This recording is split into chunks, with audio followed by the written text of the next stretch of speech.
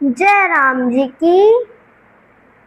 जेहि विधि नाथ हो यह तमोरा, करहु सुबेगी दास मैं तोरा। की प्रार्थना प्रभु से करते हुए श्री सीताराम जी के चरणों में प्रणाम अर्पित करके अब मैं श्री रामचरितमानस के प्रथम सोपान बालकांड के पिछले भाग से आगे के प्रसंग को आप सभी के आनंद के लिए गा रही हूँ। सुनहु महीपति मुकुट मणि, तुम सम धन्य न कोउ। राम लखन जिनके तनय, विश्व विभूषण दोउ। अर्थ: दूत बोले, हे राजाओं के मुकुटमणि, सुनिए, आपके समान कोई दूसरा धन्य नहीं है। जिनके राम और लक्ष्मण जैसे पुत्र हैं, जो दोनों विश्व के विभूषण हैं। पूछन जोगु न तनय तुम्हारे, पुरुष सिंह तिहु पुर उजियारे। जिनके जस प्रताप के आगे, शशि मलिन रवि शीतल लागे। तिनका कहिए नाथ किम चीन्हे, देखिए रवि की दीप कर लीन्हे। सीगे स्वयंवर भूप अनेका, समिटे सुभट एक ते एका। शंभु सरासनु काहू नटारा, हारे सकल वीर बरिआरा।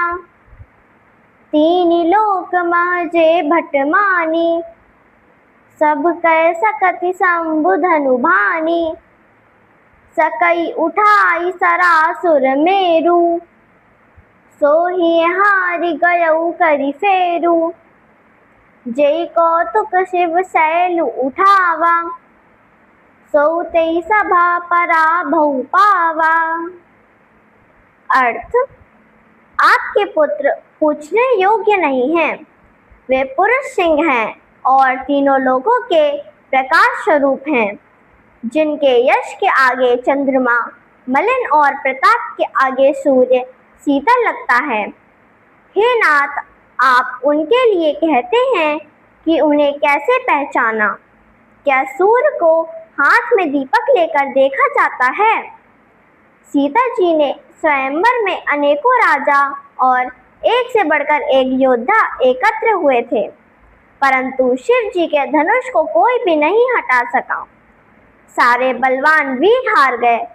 तीनों लोगों में जो वीरता के अभिमानी थे, शिव जी के धनुष ने सबकी शक्ति तोड़ दी।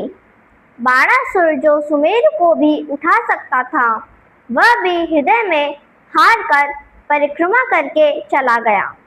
और जिसने खेल में ही कैलाश पर्वत को उठा लिया था, वह रावण भी उस सभा में पराजय को प्राप्त हुआ। तहाँ राम रघुवंश मनि, सुनिए महामहिपाल। भंजउ चाप प्रयास बिनु, जिमि गज पंकज नाल। अर्थ: हे महाराज, सुनिए, वहाँ रघुवंश कुल भूषक श्री रामचंद्र जी ने बिना प्रयास के ही धनुष को वैसे ही तोड़ दिया, जैसे हाथी कमल की डंडी को तोड़ डालता है। सुनि सरोस भृगुनायकु आए, बहुत भांति तिन आँखि दिखाए। देखि राम बल निज धनु दीन्हे, करि बहु विनय गवनु बन कीन्हे। राजन राम अतुल बल जैसे, तेज निधान लखनु पुनि तैसे। कंपई भूप बिलोकत जाके, जिमि गज हरि किशोर के ताके। देव देखि तब बालक दोउ, अब न आँखि तर आवत कोउ। दूत बचन रचना प्रिय लागी, प्रेम प्रताप वीर रस पागी। सभा समेत राउ अनुरागे, दूतन देन निछावरि लागे। कही अनीति ते मुँह दही काना, धर्म विचार सबई सुख माना।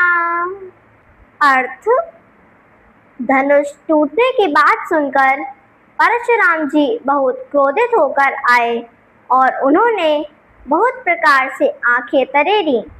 अंत में उन्होंने भी श्री रामचंद्र जी का बल देखकर उन्हें अपना धनुष दे दिया और बहुत प्रकार से विनती करके वन को गमन किया। हे राजन, जैसे श्री रामचंद्र जी अतुलनीय बली हैं, वैसे ही लक्ष्मण जी भी तेज निधान हैं, जिनके देखने मात्र से राजा लोग ऐसे कांप उठते थे जैसे हाथी सिंह के बच्चे के ताकने से कांप उठते हैं। हे देव, आपके दोनों बालकों को देखने के बाद अब आंखों के नीचे कोई आता ही नहीं है, अर्थात कोई दूसरा भाता ही नहीं है। प्रेम, प्रताप और वीर रस में पगी हुई दूतों की वचन रचना सबको बहुत प्रिय लगी। पूरी रात सभा सहित राजा प्रेम में मग्न हो गए और दूतों को निछावर देने लगे। उन्हें निछावर देते देखकर दूत अपने हाथों से कान मूंदने लगे और बोले, यह नीति विरुद्ध है। धर्म का विचार करके उनका धर्मयुक्त व्यवहार देखकर सभी ने सुख माना। तब उठी भूप वशिष्ठ कहूँ, दीन पत्रिका जाई, कथा सुनाई गुरहि सब, सादर दूत बुलाई। अर्थ, तब राजा ने उठकर वशिष्ठ जी के पास जाकर उन्हें पत्रिका दी और दूतों को आदरपूर्वक बुलाकर सारी कथा गुरु जी को सुनवाई। सुनी बोले गुर अति सुख पाई, पुण्य पुरुष कऊ मई सुख छाई, जिम सरिता सागर महु जाही, यद्यपि ताहि कामना नाही, तिम सुख संपत्ति बनहि बुलाए, धर्मशील पहि जाई सुभाए, तुम गुर विप्रधेनु सुर सेबी, तसि पुनीत कौशल्या देवी, सुप्रति तुम समान जग माही, भयउ नहै को होनेउ नाही, तुम ते अधिक पुण्य बड़ काखे, राजन राम सरिस सुत जाके, वीर विनीता धर्म व्रत धारी, गुण सागर बर लायक चारी, तुम कऊ सर्व काल कल्याणा, सजऊ बरात बजाई निशाना। अर्थ, सब समाचार सुनकर अत्यंत सुख पाकर गुरु बोले, पुण्यात्मा पुरुष के लिए पृथ्वी सुखों से आच्छादित भरी हुई है। जैसे नदियाँ समुद्र में जाती हैं, यद्यपि समुद्र को इसकी कामना नहीं होती है, उसी प्रकार सुख और संपत्ति बिना ही बुलाए स्वाभाविक रूप से धर्मात्मा पुरुष के पास जाती है। तुम जैसे गुरु ब्राह्मण, गाय और देवता की सेवा करने वाले हो, वैसे ही पवित्र कौशल्या देवी भी हैं। तुम्हारे समान पुण्यात्मा जगत में कोई नहीं है, ना हुआ है और ना आगे होने वाला है। तुमसे अधिक पुण्य और किसका होगा, जिसके राम के जैसा पुत्र है, जिसके चारों बालक वीर, विनम्र, धर्म परायण और गुणों के सुंदर समुद्र हैं। तुम्हारे लिए सभी कालों में कल्याण है। डंका बजवाकर बारात सजाओ। चलहु बेगी सुनि गुर बचन, भले ही नाथ सिरुनाई, भूपति गवने भवन तब, दूतन बासु देवाई। अर्थ, और शीघ्र चलो। गुरु जी के ऐसे वचन सुनकर हे नाथ बहुत अच्छा कहकर तथा सिर नवाकर व दूतों को डेरा रुकने का स्थान दिलवाकर राजमहल को गए। जय राम जी की। मेरे वीडियो को नित्य देखने वालों आप सभी से अनुरोध है कि मेरे इस प्रयास को शेयर व लाइक कर मेरी सनातन धर्म के प्रति छोटी सी सेवा को अपना स्नेह प्रदान कीजिए।